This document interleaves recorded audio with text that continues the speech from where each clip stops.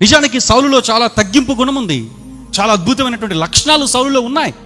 అతని జీవితము దేవునికి ఇష్టమైనటువంటిదిగా ఉన్నది. స్టార్టింగ్లో రాను రాను తన సొంత ఆలోచనలో ఐ యామ్, నా మాట, నా రాజ్యము, నా అధికారము, నా సింహాసనము అనేటువంటి కొన్ని నా అనేటువంటి ఆ అహంకారము తనలోనికి వచ్చేసరికి ఒక్కొక్కటిగా దేవుని నుంచి తప్పిపోతూ వస్తూ ఉన్నాడు. సౌలుకు 1000 మంది అయితే దావీదునకు 10,000 మంది అని చెప్పి అందరూ కూడా దావీదుకు జైహోలు కొడతా ఉంటే ఇతనిలో ఒక ఈర్ష్య మొదలైంది. దానితో అతని జీవితంలో ఇక ఎన్నటికీ కూడా దేవునికి దగ్గర కాలేనంతగా దూరం అయిపోయాడు.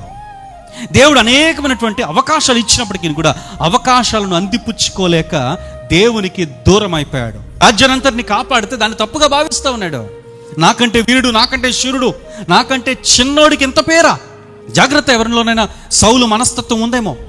దేన్ని బట్టి అయినప్పటికీ కూడా ఒకవేళ ఈర్ష్యా స్వభావము, అరే అప్పుడు ఇల్లు కట్టేసుకున్నారు, బో నిన్నటి వరకు బండి మీద తిరిగాడు, ఇప్పుడు ఏం కొనుక్కున్నాడు? కారంట. కొనుక్కొని వాళ్ళ కష్టం నువ్వేమైనా పెట్టావా? లేదు కదా.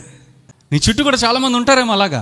మన జీవితంలో కూడా ఎవరు చూసినా ఎవరు చూడకపోయినప్పటికీ కూడా నేను ఎప్పుడు ఒకే రీతిగా ఉండాలని చెప్పి నీ మనస్సుకు శిక్షణ ఇవ్వాలి, నీ ఆత్మకు శిక్షణ ఇవ్వాలి, దేవుని సహాయము కొరకు ప్రార్థన చేయాలి. సౌలు వలె చంచల మనస్తత్వాన్ని ఏమాత్రం కూడా ఉండడానికి వీలు లేదు.